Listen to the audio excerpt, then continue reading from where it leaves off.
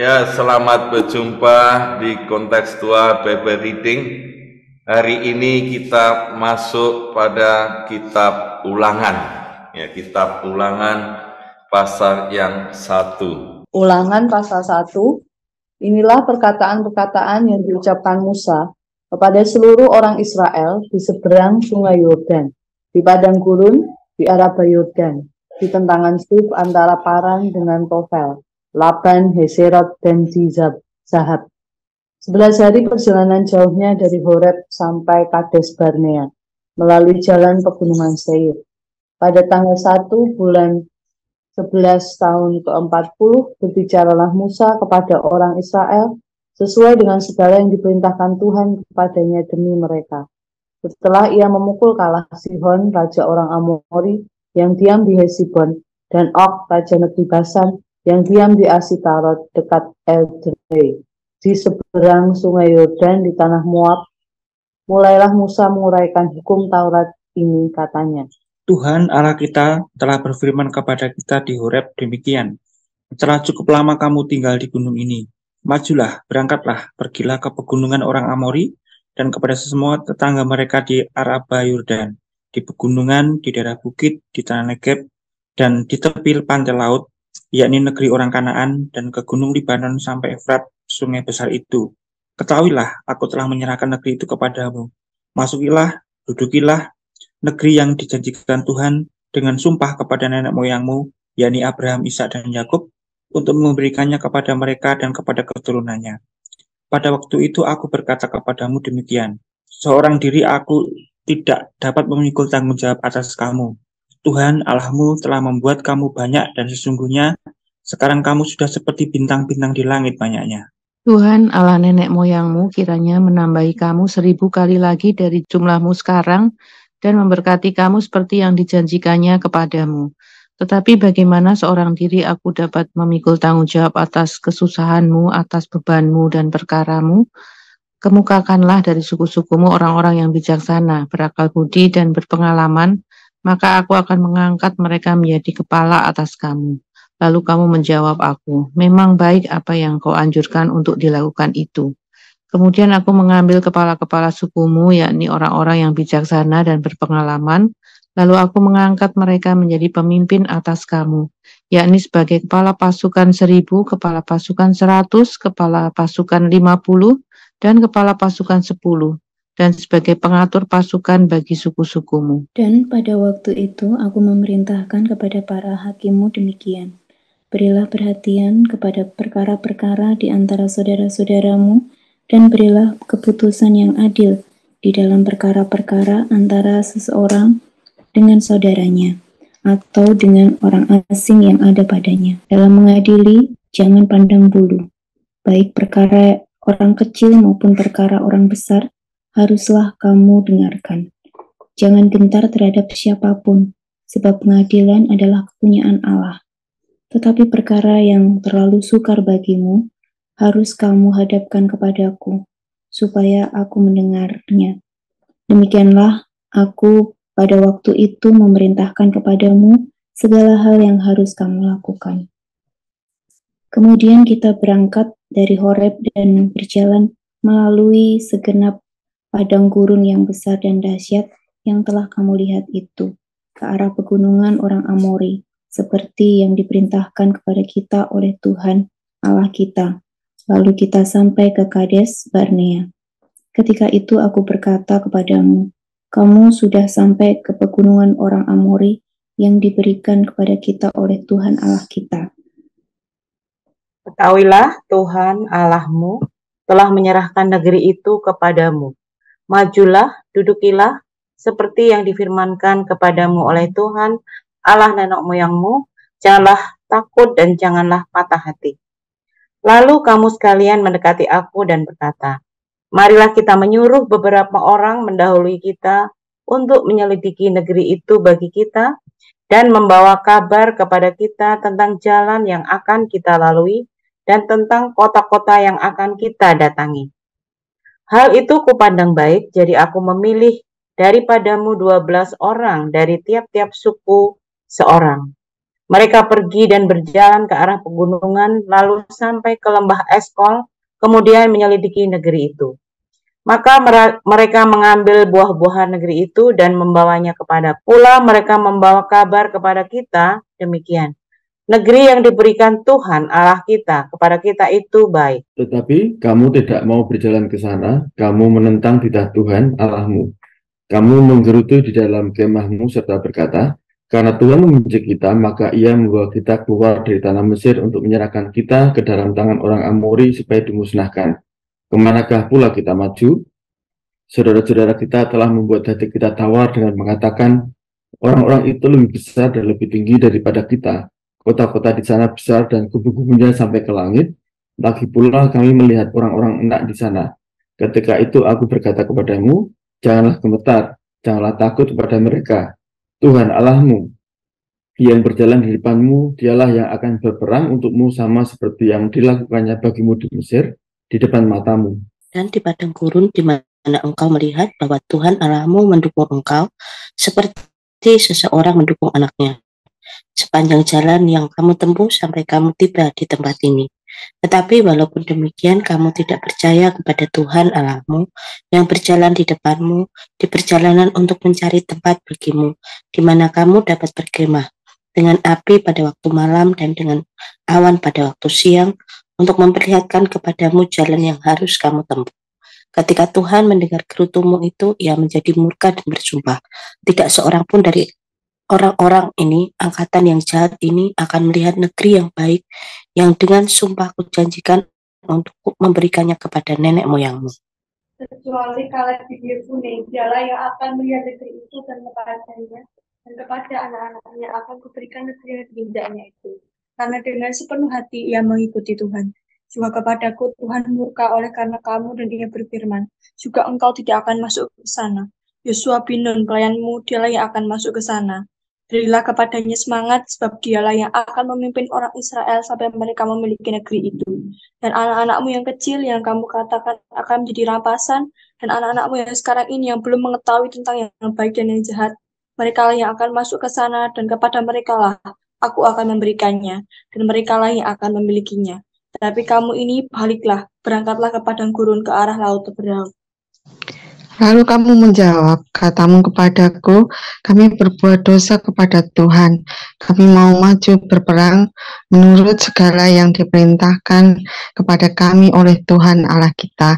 Dan setiap orang daripadamu menyandang senjata perangnya, sebab kamu menganggap mudah untuk berjalan maju ke arah pegunungan. Tetapi Tuhan berfirman kepadaku, katakanlah kepada mereka, janganlah kamu maju, dan janganlah kamu berperang, sebab aku tidak ada di tengah-tengahmu. Nanti kamu terpukul kalah oleh musuh-musuhmu. Dan aku berbicara kepadamu, tetapi kamu tidak mendengarkan. Kamu menentang titah Tuhan, kamu berlaku terlalu berani, dan maju ke arah pegunungan. Kemudian orang Amori yang diam di pegunungan itu keluar menyerbu kamu dan mengejar kamu seperti lebah dan mengalahkan kamu dari Seir sampai Horma. Lalu kamu pulang dan menangis di hadapan Tuhan, tetapi Tuhan tidak mendengarkan tangisanmu dan tidak memberi telinga kepada suaramu. Demikianlah kamu lama tinggal di Kades, yakni sepanjang waktu kamu tinggal di sana. Ya, kita sampai kitab Ulangan. Kita tahu bahwa Musa menulis 5 kitab, mulai Kejadian, Keluaran, Imamat, Bilangan, dan Ulangan. Nah, kitab yang terakhir ditulis Musa yaitu kitab Ulangan. Kitab Ulangan ini artinya perkataan-perkataan yang Musa katakan kepada orang Israel. Nah, kenapa ada kitab Ulangan? Kita melihat bahwa ini pada tanggal 1 bulan ke-11 tahun ke-40 berbicara Musa kepada orang Israel sesuai dengan apa segala yang diperintahkan Tuhan kepadanya. Tanggal 1 bulan 11 tahun yang ke-40, ini ada di ayat 3, ini menunjukkan bahwa ini sudah berjalan 40 tahun sejak keluar dari Mesir, dan ini ada pada konteks yaitu yang dulunya anak-anak, yang dulunya lahir di padang gurun, yang tidak mengenal perjalanan secara holistik, komprehensif, tuntas, bagaimana perjalanan Israel dari Mesir menuju tanah perjanjian, dan mereka perlu diberi penjelasan yang Tuhan perintahkan pada Musa. Itu sebabnya mulai Musa menguraikan hukum Taurat, mengajar pada orang-orang yang dulunya masih anak dan muda ini, dan memberi penjelasan-penjelasan, perkataan-perkataan sesuai yang Tuhan perintahkan pada Musa. Dan ini mengulang apa yang sudah terjadi, dan konteksnya, audiensnya, yaitu pada orang-orang yang dulunya masih anak-anak. Mengapa? Karena yang sudah tua semua tidak masuk ke Kanaan, tanah perjanjian, karena dihukum Allah hanya Yosua dan Kaleb. Semuanya mati di padang gurun, dan itu sebabnya sebelum masuk Kanaan ini Musa memberikan perkataan-perkataan pada anak-anak muda ini. Dan kalau melihat garis besar isinya, di pasal 1 ayat 1 sampai 5 ini menjadi satu mukadimah apa yang akan disampaikan Musa, dan deklarasi tentang prinsip-prinsip nanti di pasal 5 sampai 11, dan sebelumnya dimulai dengan satu riwayat sejarah apa yang pernah Tuhan katakan, pengalaman-pengalaman yang sudah dialami bangsa Israel dan Musa sendiri, dan sampai nanti pasal 12 sampai 26 ada rincian secara singkat hukum-hukum Allah yang perlu ditaati, dan ada sanksi-sanksinya. Bagaimana kalau hukum itu tidak ditaati, itu ada di pasal 27 sampai 28. Dan di pasal 30 sampai 31, 32 ini ada para saksi ilahi, dan akhirnya di pasal 31, 34 ketentuan untuk kelanjutan. Ada kelanjutan bagaimana orang Israel selanjutnya. Ini pesan Musa, ini penting, dan kita lihat di pasal 1, yaitu ayat 1 sampai dengan 8, ini menunjukkan bagaimana Musa punya pengalaman dan ingin memberitakan kembali ajaran yang Tuhan perintahkan dan pengalaman-pengalaman itu. Dan Tuhan berbicara kepada Musa, dan ayat-ayat yang sering diulang dan sering menjadi fokus di kitab Ulangan ini, yaitu Tuhan memberikan tanah perjanjian itu. Ya, tanah perjanjian itu diberikan, dan ini di ayat 8 yaitu dijelaskan kembali yang dijanjikan Tuhan dengan sumpah kepada nenek moyangmu, yaitu Abraham, Ishak, dan Yakub, untuk memberikan kepada mereka dan kepada keturunannya. Ini janji Tuhan yang disampaikan kembali Musa, yang penting di kitab Ulangan. Dan yang kedua, apa yang sering diulang-ulang di kitab Ulangan, yaitu majulah dan dudukilah tanah perjanjian itu. maju dan dudukilah. Ini yang seringkali menjadi berita utama. Lalu sekarang kita melihat pengalaman-pengalaman yang penting yang diulang kembali supaya anak-anak ini yang dulunya belum mengerti supaya jelas apa yang Tuhan perintahkan, bagaimana pengalaman bersama Tuhan. Ayat yang ke-9 sampai ke-18 ini satu pengalaman, riwayat Musa mengangkat hakim-hakim, dan itu ulangan dari kitab Keluaran pasal 18 waktu Musa bertemu dengan mertuanya Jitro, dan waktu itu Musa sedang mengadili semua mereka yang bermasalah dari pagi sampai sore dan kelelahan, dan ini ternyata ini yang disampaikan Musa yang pertama, bagaimana kepemimpinan Musa, leadership Musa ini. Dan dia menyadari yang pertama di ayat 9, ya, kalau aku seorang diri tidak dapat memikul tanggung jawab atas kamu, dan Tuhan membuat kamu banyak sekali, bahkan seperti bintang-bintang di langit, dan akan menambahkan 1000 kali lagi, dan ini jumlah semakin banyak. Bagaimana Musa sebagai pemimpin, dia memimpin seorang diri. Pengalaman ini dibagikan untuk mereka tahu cara kepemimpinan Musa, yaitu pakai tim leader, dan Musa diperintahkan untuk mencari pemimpin-pemimpin 1000, pemimpin-pemimpin 100, pemimpin-pemimpin 50 dan 10, dan Musa menuruti, dan ini menjadi tim leader yang ada pada kepemimpinan Musa waktu itu.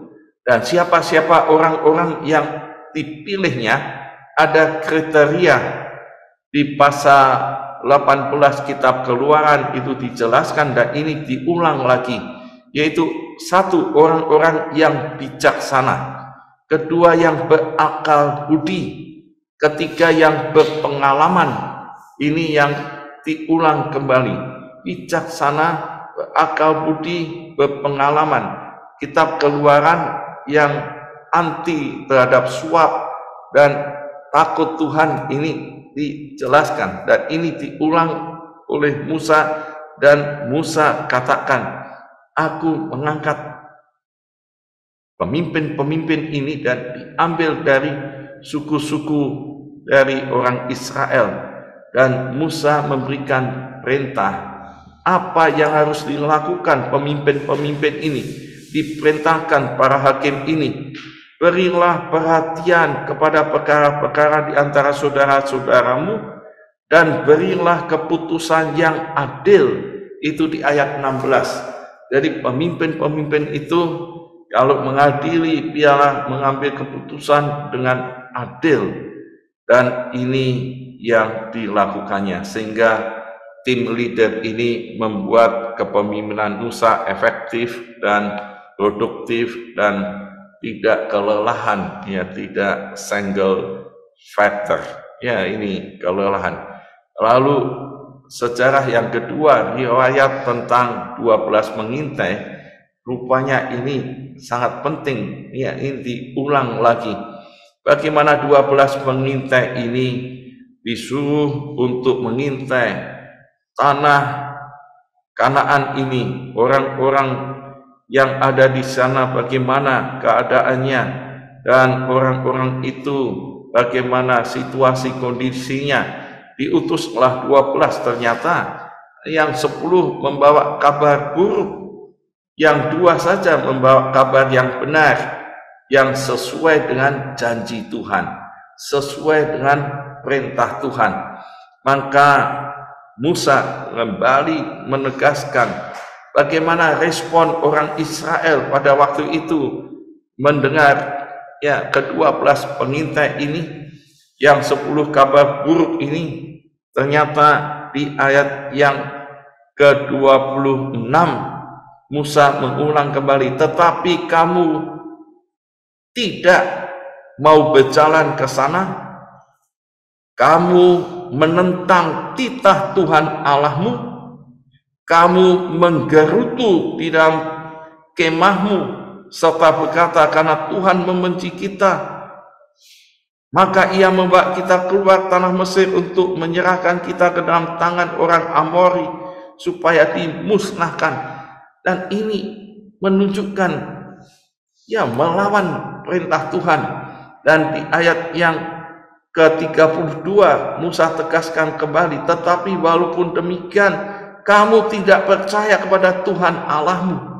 Ini yang terjadi, dan ini diingatkan Musa, yaitu memberontak Tuhan, tidak percaya, tidak beriman. Dan kita melihat waktu itu Musa sudah menegaskan kepemimpinan Musa ditunjukkan dengan ketaatannya dan imannya kepada Allah.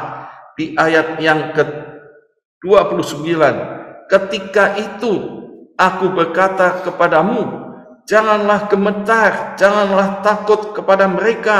Tuhan Allahmu yang berjalan di depanmu, Dia yang akan berperang untukmu, sama seperti yang dilakukannya bagimu di Mesir. Ini iman seorang pemimpin, ini kekuatan melawan semua yang memberontak. Dia tetap taat pada janji Tuhan, dia tetap beriman pada penyertaan Tuhan. Dan bahkan Musa kembali nanti mengingatkan kembali bahwa Tuhan yang ada bersama kita, yang memimpin kita, dan terus bersama kita, maju dan duduki itu. Dan kita melihat yang ketiga, riwayat yang ketiga, yaitu Tuhan menghukum bangsa Israel karena ketidaktaatan dan ketidakpercayaan, dan dibandingkan dengan Yosua dan Kaleb. Yosua dan Kaleb ialah yang masuk tanah perjanjian. Bahkan Musa sendiri mengaku, aku sendiri pun tidak masuk. Ya, dikatakan karena dia tidak percaya dan tidak menghormati Allah di depan umat Israel. Kasus air Mariba itu, akhirnya Musa pun tidak masuk, hanya Yosua dan Kaleb. Mengapa Yosua dan Kaleb masuk? Jawabannya, karena dengan sepenuh hati ia mengikuti Tuhan. Yosua dan Kaleb dengan percaya, dengan taat, dan sepenuh hati pun semua bangsa Israel melawan dan akan melempari dia dengan batu, tapi dia tetap taat. Inilah orang yang menunjukkan pemimpin yang setia, yang takut Tuhan, dan yang taat. Dia yang masuk tanah perjanjian. Dan Musa tahu bahwa ia pun tidak masuk. Dan riwayat yang keempat yang penting di sini juga, yang diceritakan juga di Bilangan pasal 14, orang Israel dikatakan, kami berbuat dosa kepada Tuhan, kami mau maju berperang merawani orang-orang Amori itu. Apa yang terjadi? Ya, tidak menang, tapi justru kalah. Dikatakan, mereka mengejar kamu seperti lebah dan mengalahkan kamu dari Sir sampai Horma. Ayat 40 ke 4. Dan Tuhan tidak mendengar doa mereka, dan mereka akhirnya dikalahkan. Dan saudara, kita melihat satu pelajaran kitab Ulangan pasal 1 ini, bahwa ini diulang supaya anak-anak muda selalu tahu apa yang diperintahkan Tuhan dan apa pengalaman yang sudah pernah dilakukan, supaya jangan mengulang kesalahan.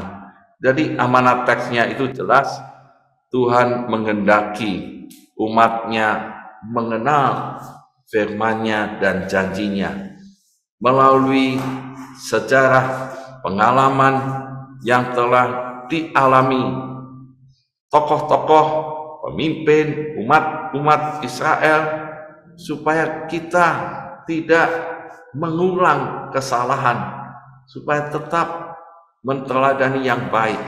Jadi hari ini biarlah kita mengaplikasikan amanat teks ini.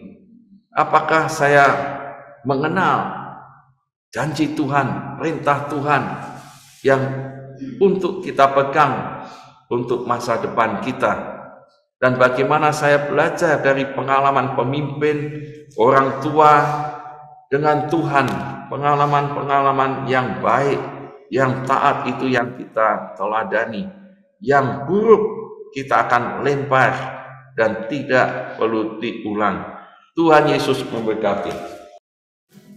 Saudara, kita bersyukur kepada Tuhan karena setiap janji Tuhan itu menjadi pegangan dalam hidup kita untuk kita terus ada dan terus taat, terus bersyukur kepada Tuhan untuk setiap anugerah-Nya. Kita akan pujikan.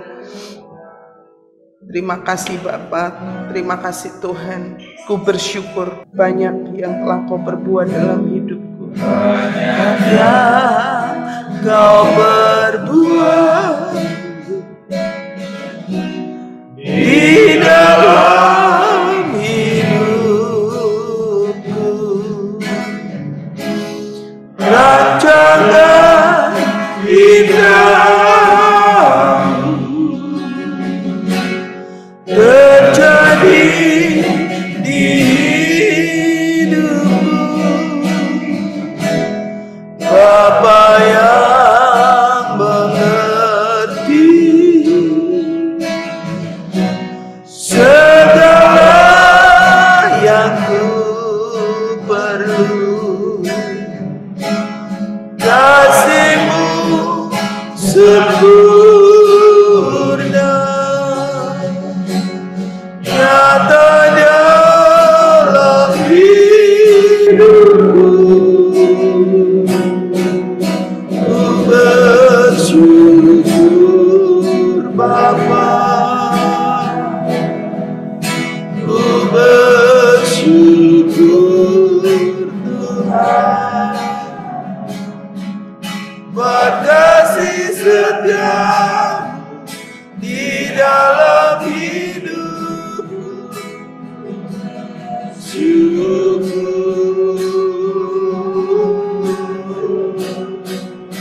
Ku bersyukur Bapa, ku bersyukur Tuhan, buat kasih setia-Mu di dalam hidupku. Ku bersyukur Tuhan. Mari kita mengucap syukur kepada Tuhan untuk setiap janji Tuhan, pemeliharaan Tuhan, apapun keadaan kita. Kita percaya seperti Tuhan memelihara bangsa Israel, Tuhan juga memelihara hidup kita pada saat ini, pada masa depan. Kita terus juga mengucap syukur ada hamba-hamba Tuhan, ada senior rohani yang Tuhan pakai untuk menjadi teladan supaya kita terus bertaat kepada firman Tuhan, hidup di dalam kebenaran dan tidak mengulang kesalahan yang sama. Mari kita bersama berdoa. Bapa di surga, aku bersyukur kepada-Mu Tuhan, karena Engkau Allah yang hidup, Allah penolong kami, Allah yang senantiasa memelihara kehidupan setiap kami. Engkau yang terus memberkati kami dengan setiap janji-janji Tuhan. Kami percaya pertolongan-Mu ajaib di saat keadaan kami, dalam keadaan apapun. Kami mau Tuhan melihat kebaikan, mau bersyukur. Kami percaya Tuhan yang terus menolong setiap kami. Kami juga mengucap syukur untuk hamba-hamba Tuhan, untuk senior rohani yang menjadi teladan iman, yang membimbing kami kepada kebenaran. Biarlah Tuhan ajar kami untuk bersyukur. Kami juga bersyukur Tuhan untuk segala yang terbaik yang Tuhan sediakan, baik itu suami, istri, anak-anak, orang tua yang Tuhan pakai untuk mendampingi kami untuk terus hidup di dalam Engkau. Berkati ya Tuhan dan ajar kami untuk tetap taat, tetap hidup dalam kebenaran, dijauhkan dari segala yang jahat. Terima kasih ya Tuhan, terima kasih. Di dalam nama Tuhan Yesus kami berdoa, kami mengucap syukur. Haleluya.